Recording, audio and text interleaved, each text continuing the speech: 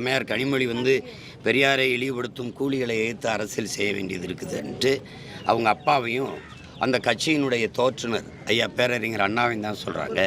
ஏன்னா நான் பெரியாரை இழிவுபடுத்தலை, பெரியார் என்ன பேசியிருந்தாரோ எழுதியிருந்தாரோ அதை எடுத்து பேசுகிறேன். பெரியாரை பற்றியே பேசுகிறார்கள் இந்த பெருமக்கள், அம்மையார் கனிமொழி உட்பட. பெரியாரை பற்றி பேசுகிறீங்க, பெரியார் என்ன பேசினார், பெரியார் என்ன எழுதி வச்சாருன்னு எடுத்து பேச உங்களுக்கு யாருக்கும் துணிவில்லை. பெரியார் யார் தெரியுமா, பெரியார் யார் தெரியுமான்னு கேட்குறீங்க. தெரியல, சொல்லுங்கன்னா சொல்ல மறுக்கிறீங்க.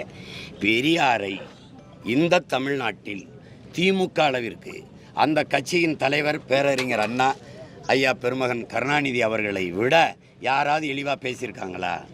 நீங்கள் சொல்கிற பெரிய கூலி அம்மையார் கனிமொழி அவர்களே, நீங்கள் பேசுகிற பெரிய கூலி உங்கள் அப்பா தான்.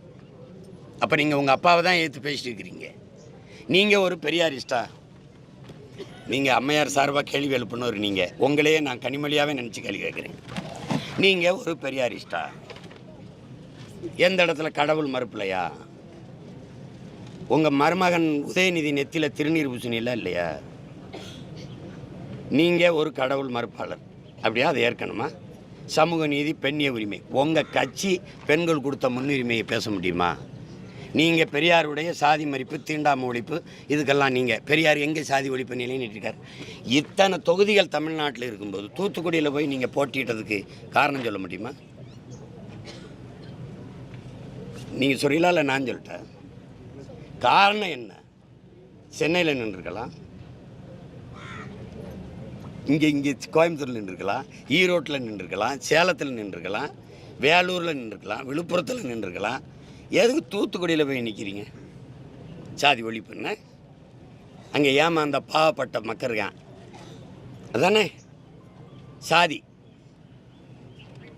உங்களை இன்னும் அந்த மக்கள் அவங்க தன் சாதிக்காரன் நம்புகிறான் பாருங்க. அந்த அளவுக்கு பைத்தியக்கார மக்களை அந்த மக்களை நம்பி வச்சுருக்கீங்க நீங்கள், அப்படி தானே? தூத்துக்குள்ளே ஏன் போய் 2 தடவை நின்னீங்க சொல்லுங்கள்? அந்த பாவப்பட்ட மக்களை நான் உங்கள் ஆள், உங்கள் சாதி ஆள், அதுவும் நம்பிக்கிட்டு இருக்கு. கருணாநிதி மக எப்படிங்க நாடாராக இருக்க முடியும்? கனிமொழி நாடார்னா அழகிரி, ஸ்டாலின், முக தமிழரசுலாம் நாடார் தானே. ஒரு அப்பாவுக்கு 2 சாதி இருக்குமா? யாராவது சொல்லுங்கங்க. அப்போ என்னதில் போய் தூத்துக்குள்ளே நின்னீங்க? நீங்கள் பெரியாரை பற்றி பேசுகிறதுக்கு தகுதி ஏதாவது இருக்கா?